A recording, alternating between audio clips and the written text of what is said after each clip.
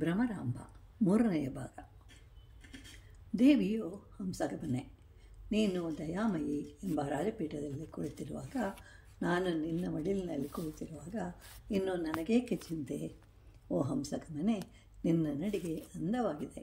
ಹಾಗೆ ನೀನೂ ಸಹ ಅಂದವಾಗಿ ಜೀವನದಲ್ಲಿ ಹಂಸದಂತೆ ಸಾವಕಾಶವಾಗಿ ಸಾಗಿಸಬೇಕು. ಅಂದರೆ ಸರೋವರದಲ್ಲಿ ಸುಂದರವಾಗಿ ಅರಳಿದ ತಾವರೆಯ ಹೂಗಳ ಮಧ್ಯೆ ಆನಂದವಾಗಿ ಹಂಸವು ಚಲಿಸುವಂತೆ ಚಲಿಸಬೇಕು. ಅಂದರೆ ಸೂಕ್ಷ್ಮ ದರ್ಶನದಿಂದ ಗಮನಿಸಬೇಕು. ಆಗ ನಮಗೆ ಎಲ್ಲವೂ ತಿಳಿಯುತ್ತದೆ. ಉದಾಹರಣೆಗೆ, ದುಃಖ ಬಂದಾಗ ಈ ದುಃಖ ನನಗೇಕೆ ಬಂತು, ಯಾರಿಂದ ಬಂತು, ಹೇಗೆ ಬಂತು ಅಂತ ಹೇಳಿ ಕಾರಣಗಳನ್ನು ತಿಳಿಯುತ್ತಾ ಅದರ ಆಳಕ್ಕೆ ಹೋದಾಗ ನಮಗೆ ತಿಳಿಯುತ್ತದೆ. ಆಗ ಅಂತಹ ದುಃಖ ನಮಗೆ ತಿಳಿಯುತ್ತೆ. ಅದೇ ಸೂಕ್ಷ್ಮ ದರ್ಶನ, ಅದೇ ತತ್ವದರ್ಶನ.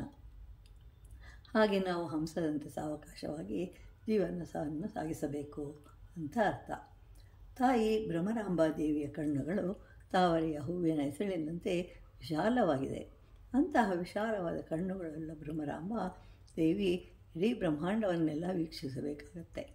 ಇದನ್ನು ತಿಳಿದ ಇಂದ್ರ, ಬ್ರಹ್ಮದೇವ, ಹೀಗೆ ಎಲ್ಲ ದೇವತೆಗಳು ದೇವಿಯ ಪಾದಗಳಿಗೆ ನಮಸ್ಕಾರ ಮಾಡುವಾಗ ಅವರ ಕಿರೀಟಗಳು ಅವಳ ಪಾದಗಳಿಗೆ ತಗಲ್ತಾ ಇರುತ್ತೆ. ಆಗ ದೇವತೆಗಳೆಲ್ಲರೂ ಬಂದು, ಅಮ್ಮ, ಇದು ಬ್ರಹ್ಮನ ಕಿರೀಟ, ಅದು ನಿನ್ನ ಪಾದಗಳಿಗೆ ತಗುಲಿದರೆ ಗಾಯಗಳಾಗುವುದು. ಜಗದಂಬೆ ತಾಯಿ, ನೀನು ಇಡುವ ಪಾದಗಳು ಮುಂದೆ ಇಂದ್ರನದು, ಆದ್ದರಿಂದ ಜಾಗ್ರತೆ ವಹಿಸು ಅಂತ ಹೇಳಿ ಸಖಿಯರು ಪಾರ್ವತಿಗೆ ಎಚ್ಚರಿಕೆ ಕೊಡ್ತಾ ಇದ್ದಾರೆ.